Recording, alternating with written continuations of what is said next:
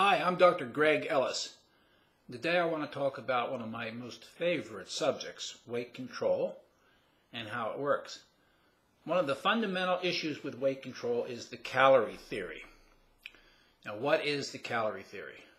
Calorie theory says that each pound of fat in your body, you have 3,500 calories of energy there. So if you were to reduce your calorie intake on a daily basis by 500, theoretically, you'd lose a pound a week. This hardly ever works. Now, most of the work in weight control over the last 50 years has been revolving around the low-fat diet as the key tool, dietary tool, to help people lose weight.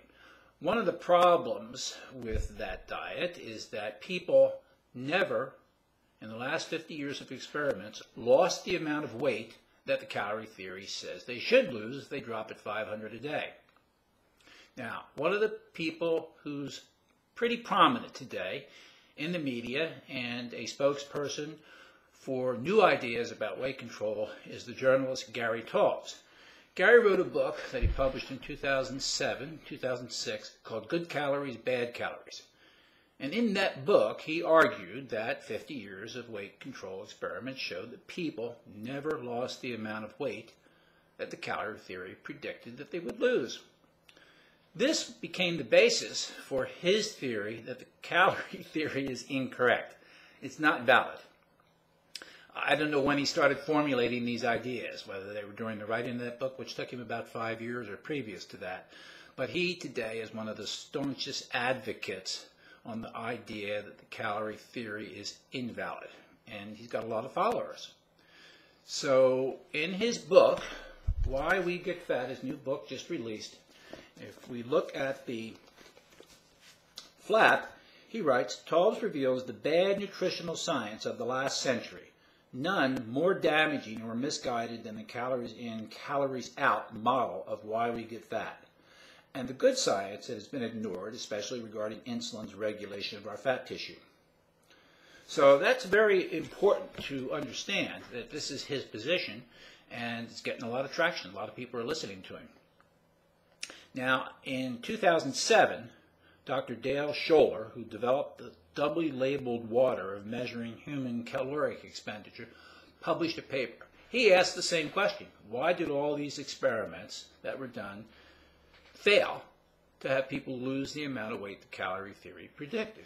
So what he did is use the doubly labeled water technique to figure the whole thing out.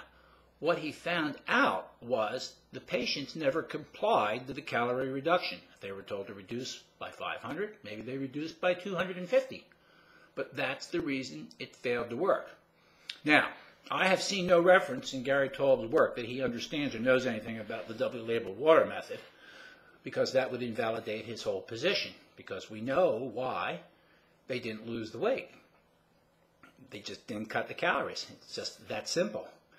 So he goes on in this book. There's three main features of his book, and it took a couple readings for me to really grab what he was trying to accomplish. They are, one, that the calorie theory is invalid. Two, the act of exercising makes no contribution to weight loss or weight control. And three, what he calls his insulin carbohydrate theory, which is that insulin is the cause of overfatness and overweight. Now, I really don't have that much of a problem with that, because I spelled all that stuff out in 2002 in my book, Ultimate Diet Secrets, years before Taubes even brought it up. And there's important work called the metabolic control of food intake. But I describe all the biochemistry of that in detail. Now, Gary Taubes is not a scientist. It's important to understand that. He's a journalist. And in my thought, he's doing what I would consider to be a lot of junk journalism. He's arguing that so much of the science that's out there is bad. There's a lot of good science out there. Sure, there's bad science. There's bad and good in everything. There's no question about that. But today, what I want to thoroughly address is this issue of calories in, calories out, because it's so important to your success in weight control that you understand this. Now, I don't think calories in, calories out will work if you continue to lose a low-fat diet. You're going to have to use a low-carb diet, but we'll get into that in another video. I don't want to discuss that right now. So in his book, he goes on for approximately 70 pages about the calorie theory being invalid. And then I'm reading along, and on page 74 I run into this paragraph. Health experts think that the first law is relevant. That's the first law of thermodynamics, which is the basis of the argument for the validity of the calorie theory, is relevant to why we get fat. Because they say to themselves and then to us, as the New York Times did, those who consume more calories than they expend in energy will gain weight. That's what everybody says. That is really, in essence, the calories in, calories out theory. Then he writes, this is true. It has to be. To get fatter and heavier, we have to overeat. We have to consume more calories than we expend. That's a given. But thermodynamics tells us nothing about why this happens, why we consume more calories than we expend. It only says that if we do, we will get heavier, and we will get heavier yet. So now, after 70-some pages of calling the theory a joke, misguided, he now accepts it and says, yes, it's true. I personally don't get that, such a turnaround, but what I realize that what he's trying to do, he doesn't want to let that theory just stand on its own. He wants to use it to create the why of overeating. And that's another story. We can do that. There's no question. But it's not relevant. So he admits at the end of the day that he has no real problem with the theory after confusing us for 70-plus pages. And he's on all the talk shows, on all the media, he's everywhere telling everybody that calorie theory is invalid, and it's not true, and that it's bad science. So this is what we have to contend with. So we're going to use his book as a platform to discuss some of these ideas, since he is so prominent in the media today, and the book, I understand, is on the New York Times bestseller list, as was Good Calories and Bad Calories. So his work will be instructive for us to really understand what's going on. Now, my own work is based on the calorie theory, but I have a lot of tweaks to that, and there's no question that the calories control.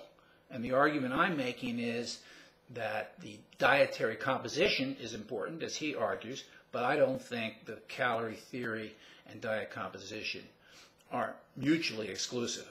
We're going to go over all that and how to cover that. So the calorie theory is valid. There's no question about it. And Dale Scholler showed that via double labeled water. We've known it for more than a century. So don't get confused about that. That's really the big problem people have today. They're so confused. And there's so many people saying the calorie theory is invalid, and he's the apparent leader in that movement. And it's not a movement we want to pursue at all. So that's the importance of this video, to show that that theory is valid. We need to understand it, and we're going to need to understand it when we get into other aspects of weight control as well. So hang on to that. And in the next video, we're going to look at his contention that exercise does not make any contribution to weight loss or weight control. And then we're going to get into the diet composition issue. So this is Dr. Greg Ellis. Stick with me, and we'll get everything straight.